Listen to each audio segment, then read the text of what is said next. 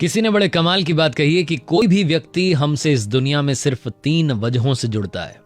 पहला भाव, दूसरा प्रभाव और तीसरा अभाव। हाय गाइस, मेरा नाम है आरजे कार्तिक, माय एफएम से। एक छोटी सी कहानी। ये कहानी एक बुजुर्ग व्यक्ति की जो कि रेलवे स्टेशन पर प्लेटफॉर्म पर बैठे हुए थे, अपनी ट्रेन का इंतजार कर रहे थे। उस दिन उनकी ट्रेन 15 मिनट लेट थी। वो एक पुस्तक पढ़ रहे थे। तभी वहां पर एक न्यूलीवेड कपल आता है और पति पत्नी आपस में बात करने लगते हैं कि अच्छा हुआ हम टाइम पर पहुंच गए, वरना ट्रेन छूट जाती। अच्छा हुआ ट्रेन 15 मिनट लेट है। 50 तरह की बातें कर रहे थे। उसके बाद पति ने जाकर के पानी की बोतल खरीदी और देखने लगा आसपास कि कहाँ बैठ सकते हैं। तो उसकी नज़र पड़ी कि एक बेंच खाली है जहाँ सिर्फ एक बुजुर्ग व्यक्ति बैठे हैं और कुछ पढ़ रहे हैं। तो वहाँ जाकर के पति पत्नी बैठ गए। जो पतिदेव थे, इनको बड़ी आदत थी ज्ञान बघाड़ने की, शेखी बगाड़ने की। तो इन्होंने देखा कि वो बुजुर्ग व्यक्ति पढ़ क्या रहे हैं। तो गौर से देखा तो मालूम चला कि वो जो बुजुर्ग व्यक्ति थे वो रामायण पढ़ रहे थे, हमारा पवित्र ग्रंथ रामायण पढ़ रहे थे। और इन्होंने वो देखने के बाद में ज्ञान बघाड़ना शुरू कर दिया।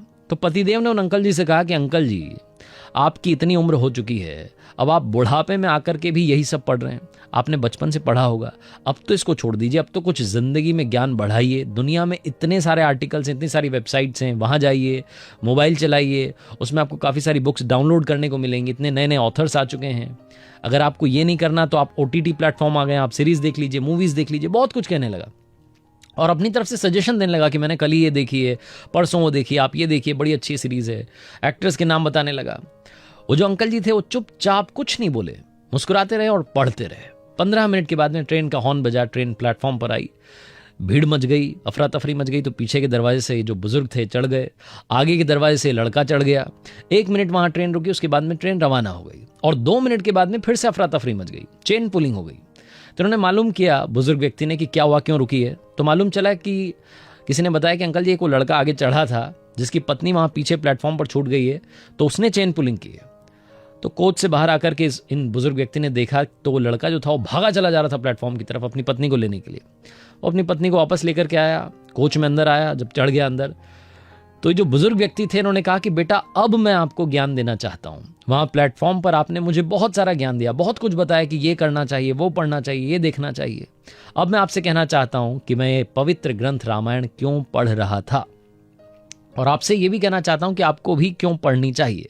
अगर आपने रामायण पढ़ी होती तो आपको ये मालूम होता कि जब भी हम कभी यात्रा करते हैं तो अपने परिवार को पहले आगे चढ़ाना चाहिए। चाहे बच्चों के साथ हो, पत्नी के साथ हो, उनको आगे बढ़ाना चाहिए, उसके बाद में खुद चढ़ना चाहिए।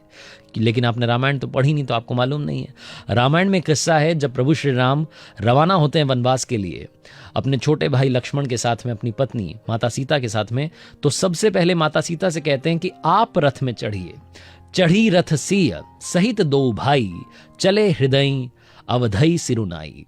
और एक और किस्सा है जब वो नदी पार करने के लिए अपने परम मित्र केवट की नाव का सहारा लेते हैं और नाव में जब चढ़ने की बारी आती है तो सबसे पहले माता सीता से कहते हैं कि आप चढ़िए। राम सखा तब नाव मंगाई, प्रिया चढ़ाई चढ़े रघुराई। वहां पर भी माता सीता को पहले कहते हैं कि आप नाव में चढ़िए, उसके बाद में प्रभु श्री राम और भाई लक्ष्मण चढ़ते हैं।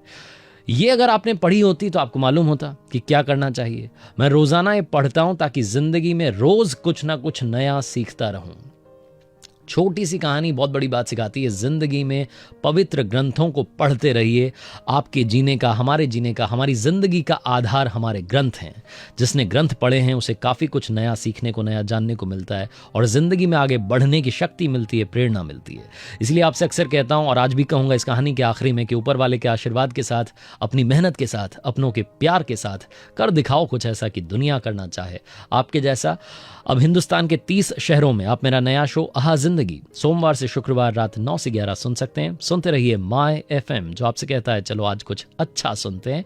और हाँ, हर सोमवार सुबह 9:30 बजे देखिए मेरे YouTube channel, Facebook page, Instagram handle पर एक नई कहानी।